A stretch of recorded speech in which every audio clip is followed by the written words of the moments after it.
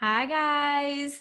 Welcome to the first ever creative brand chat. I am super, super pumped. Before we dive in and talk to Ashley, as you can see over in the corner, I'm going to tell you 2 reasons why I created this space. Just a quick rundown, and then we're going to hop into it. So the first reason that I decided to create the creative brand chats is because I was having a ton of virtual coffee dates with all these amazing creative women. And we would always talk about all these, tools, stories in our businesses. We would talk about all this amazing stuff. And I would leave those conversations thinking, I wish we could have recorded that. We could have shared it with people and they would have benefited from that conversation. So I'm finally just doing it and recording those crazy conversations so you can hear it all. And then the second reason I started these creative brand chats was because I spent the first 2 years of my business preaching, your brand is not your logo, your brand is not your logo, but I want to dive into what your brand is. So I want to use this space as a place to educate you on what your brand actually is and show you how all of these other things can be a part of your brand and your brand experience, your brand story, your brand positioning, all things branding. So with that said, we're going to talk to Ashley Beaudin, now that I know how to say your last name correctly. We're going to talk to Ashley Beaudin today. And you guys probably know her best for the amazing The Imperfect Boss campaign. And we're going to talk today all about, we're going to be talking about showing up as who you are first and what you do second. So, Ashley, I'm going to let you kick it off with telling us your golden circle 1 sentence. So what you do, who you do it for, how you do it, and why you do it. Wow. What an opening. Why, thank you. So, I am a heart encourager and mentor for creative women. And I do that through campaigns, community, and education. And I do it because I see so much potential in women to be an answer for the world, and I want to help them bring their gifts to the world with confidence. So, yes. And you do that through your Imperfect Boss campaign. Well, and through, your Facebook group too, through everything you do. But I've seen you do it for, I don't even know. How many years have I known you? I feel like I don't even know anymore. I was a part of that first group that you created. So we've been around for a while. Yeah, around the block. Okay, so tell us about knowing who we are first. So what is it about knowing who we are first? Or I know you posted this in your Facebook group and it stuck with me ever since. You said something along the lines of you have to know who you are first and then what you do second, or you need to show up with who you are first and what you do second. And I guess that's like stuck with me. So let's just dive into that. And yeah. Well, it's something I've been thinking about a lot in terms of, I think in the creative spaces, we do talk a lot about what you do. Like, who do you do it for? Basically what you just said, who do you do it for? And yeah, and what do you do? And which is really important. You need to know that. But I think sometimes in the pursuit of that, we don't ask enough questions about who are we as people? Who are we outside of that? What are the things that really matter to us? Why are we really in this? And why I think that's important to establish who you are before you know what you do is 2 kind of big reasons, I would say. Number 1, because you're going to need to know who you are when it gets tough. Like, you're going to need to know what you're made of when it gets difficult and things aren't as easy as they might seem at first.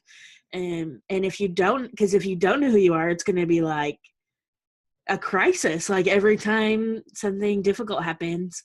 But if you know who you are, you can stand strong in that and keep going. And another thing, I think, just especially for people who do a lot of stuff online, like there's obviously a ton of stuff out there and a ton of resources, like a ton of advice. And I think if you don't know who you are first, it can be easy to just start doing everything. Like, yes. someone says this, you do that, then you do this because they said that.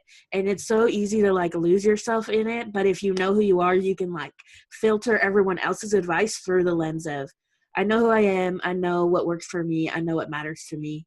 And Oh my it gosh, I love that so much, because it's, I mean, I know you feel the exact same way as I do, where it's like, there's no cookie cutter formula. So I love that. Like, knowing who you are first is going to help you find your own journey to success, or like take pieces that fit who you are in your story. So absolutely love that. And the other thing I totally love too, with, you know, knowing who you are when you're rock to your core, something I always say to my clients is, to know your why, to like always remember your why. So when things are rough and you can't find clients and you're like, why am I even doing this anymore?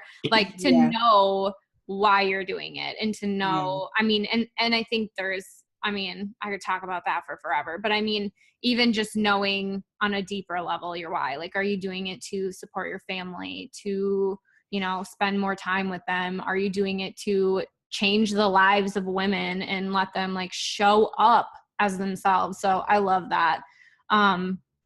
So, and I think that another thing that we have talked about before too is just, knowing who you are so that your entire identity isn't wrapped up in your business. Mm-hmm.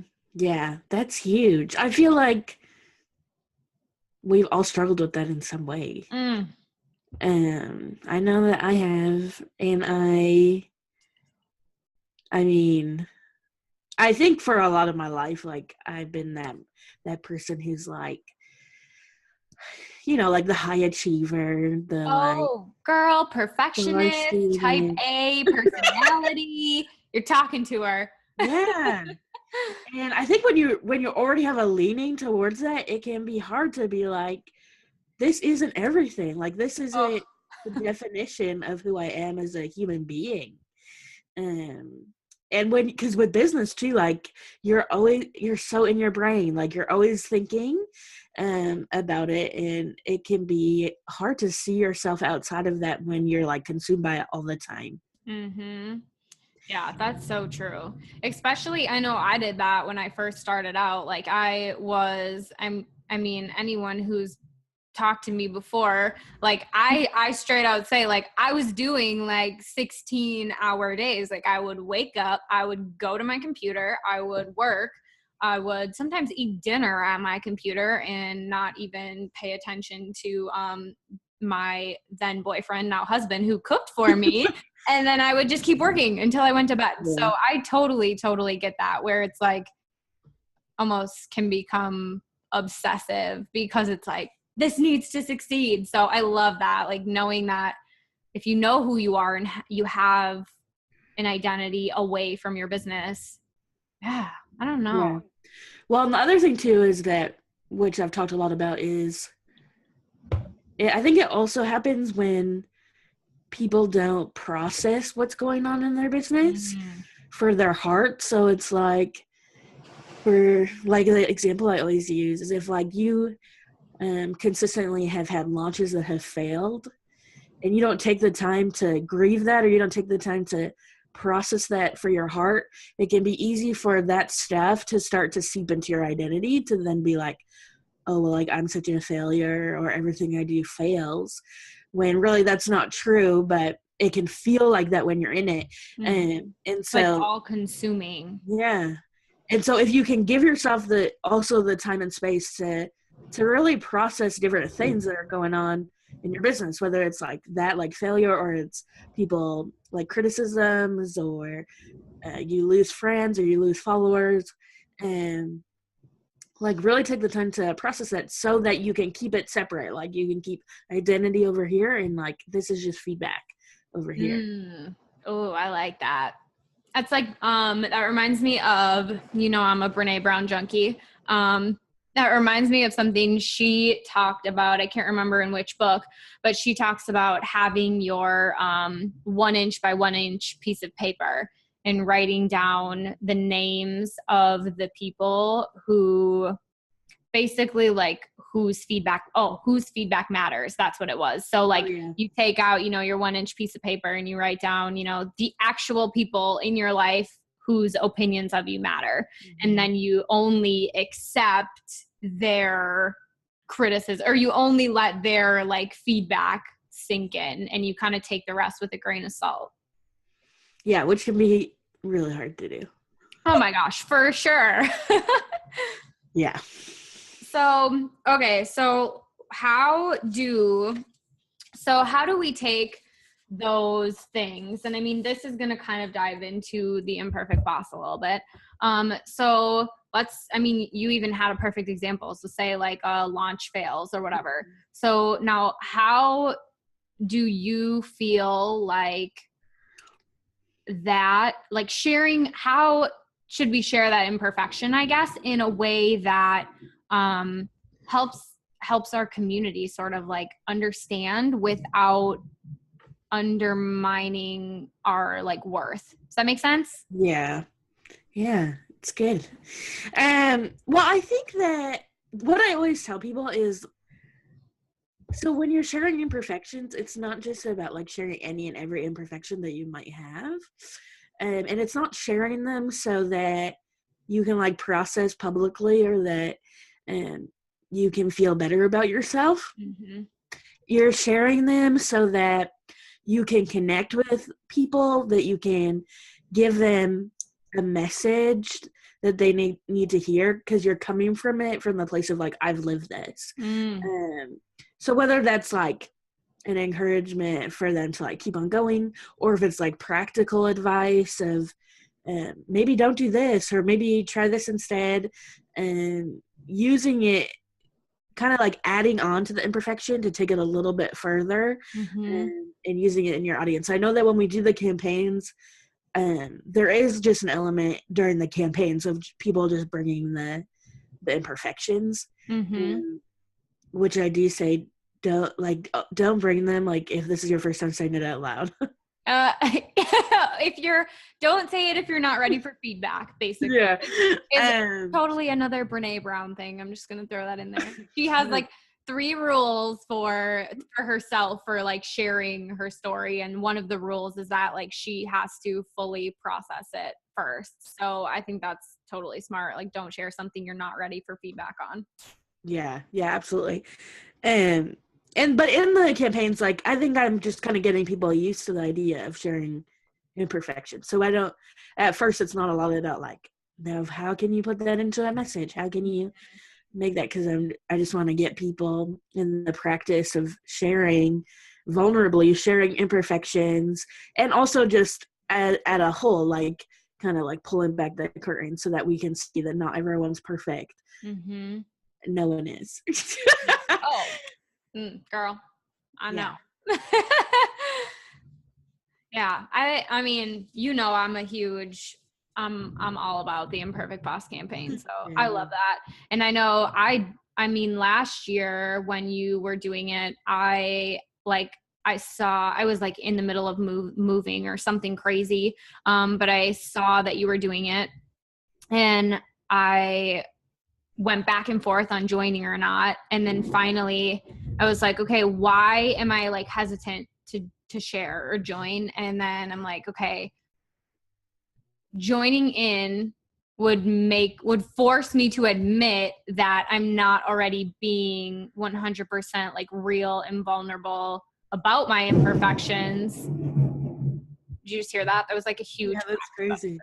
It's like stormy here, you guys. So I hope that you don't hear this in the background the entire time. I'm in Florida and it's storming. So anyway, but yeah, so I remember when I was sharing last year.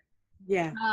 And I mean, like my whatever realization you want to say was that I was hesitant to share because I had to admit that I wasn't already being 100% real and already sharing those imperfect moments with my people.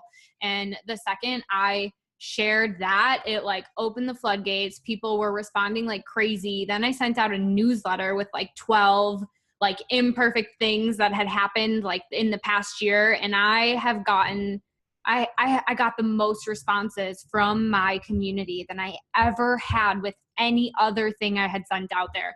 Any free advice, any free trainings, anything. Like I got the most feedback and the most like messages back when I just shared like imperfect things that happened within the past year that kind of related to my business, but not all of them did.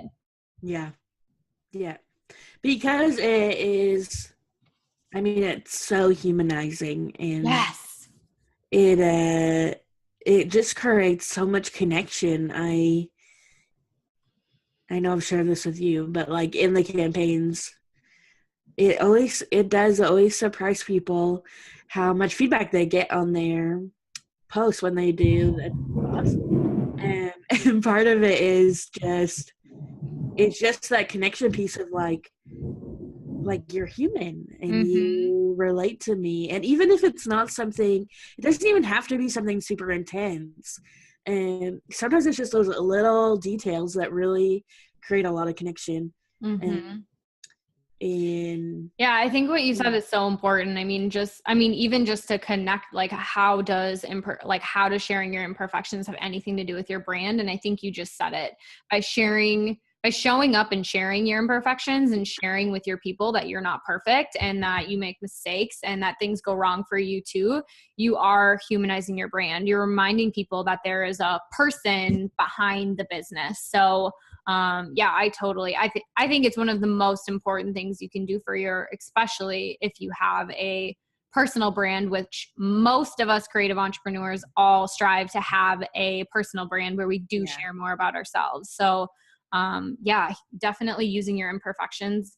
I shouldn't say using them, but like sharing them in a way that allows people to connect with you and humanizes your brand is perfect. Yeah, let them know Needed. Okay, so I think there was a mic drop quote that you shared with me the last time we talked. And do you want to bring it? Do you want to say it? Or else I wrote it down. I'll say it. I think you should say it. Do you know it? Yeah, of course. Okay, say your mic drop quote. I'm not going to steal it from you. The suspense is just building. Boom, boom, boom. Yeah, it was along the lines of people will connect more with your honest than they'll ever connect with your performance. Boom. I love that quote. I think it's so, I don't know. I think it's something that we could totally read like every single day when we're like showing up for ourselves and our businesses and trying to figure out like how we want to show up and how we want to present ourselves. And sometimes you almost get into the routine of just sharing like educational stuff or like whatever. So I think that is such a great reminder that showing up as your honest self is what's going to bring you the right people to your brand. And honestly, that's what's going to bring you your dream clients too. If people know who you are and they can connect with that and they love you for it, then they're going to want you to help them do the same thing for their brand and their business. So yeah.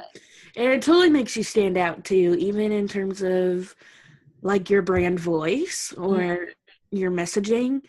And everyone, like, they're craving, our world is just craving high connection and craving real. And the more you can throw like who you are into how you show up, and like the more you'll stand out, because ultimately there's no one like you, and that's the you that you need to bring, because we've seen so much of the same things. Like we've seen so much of the same messages, same voices. And so that doesn't make you stand out. That makes you blend in. Yeah. So I even I just did a podcast interview earlier today. Oh, you're just rocking it today. I know. Anyway, she was like saying to her people about how much of my personality I put into my, well, especially in my pitch emails. And so she was just saying like, how could she not say yes? Because Apparently I'm so funny. Yeah.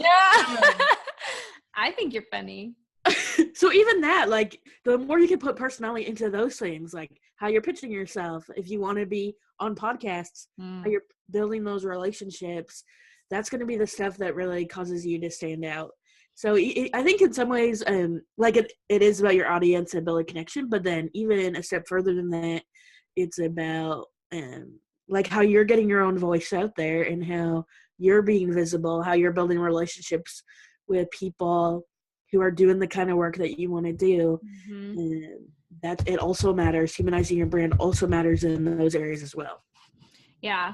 And that, I mean, there is, I don't know about you, but there is no better compliment than when a client gets on a call with me and says, oh my gosh, you are exactly like you are in your social media posts, in your blog posts, in your newsletters. Like, I remember in one of my newsletters, I put like, I don't know, I referenced like, I referenced How to Lose a Guy in 10 Days. And a girl in one of my, a photographer in one of my brand classes was like, oh my gosh, she's like the smallest thing ever, but you talked about how to lose a guy in 10 days. And I like absolutely loved it. And I was like laughing out loud when I read your email.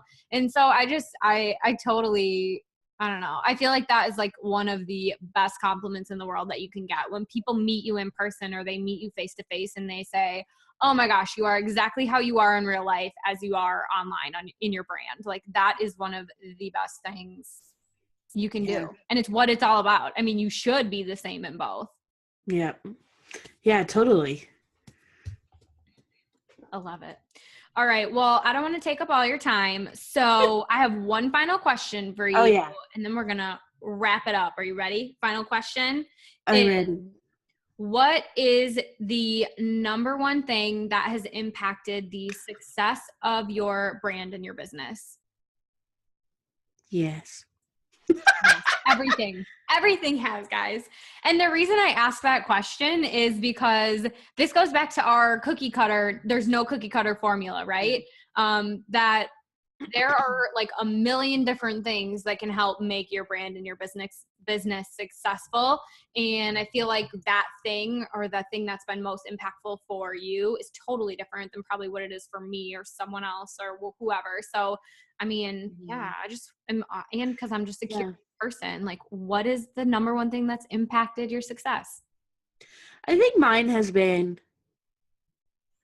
visibility with a consistent brand voice. And so showing up in different places, like whether that for a while it really was a lot of Facebook groups, or if it was being on podcasts or being on interviews or doing one-on-one calls, like just coffee dates or whatever. And even through all of those different things, really maintaining the same brand voice. So for me, which is like being super encouraging and fun and making women feel like they can do anything. And I think that has probably been the greatest thing that has caused me to stand out and built my business, because then people have created a personal connection with me. So that only leads to more credibility, then it leads to more referrals. And so I would say that's probably the biggest thing for me. Yeah, I could totally see that for you. I mean, even from an outside perspective, I would have said like you just being genuine. I think like you just being genuine and showing up as your true self.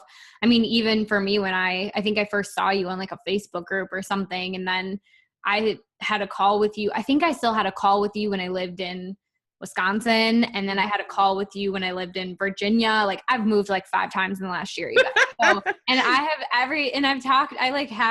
have talked to you like in different places in different seasons of my life. And every time you showed up and you were genuine and you were always, I remember you were always, I mean, you still are, I shouldn't say were, always asking like, how can I support you? Like, how can I better like support you to reach your dreams? And I just remember thinking like, this girl wants like nothing in return from me. She just wants to like know how she can support me. Like, what? Like, what's the trade-off? Like, I Yeah. don't understand. So I think just like that genuine kindness, I mean, I don't know about everybody else, but I mean, for me, that totally made you as a person beyond your brand stand out.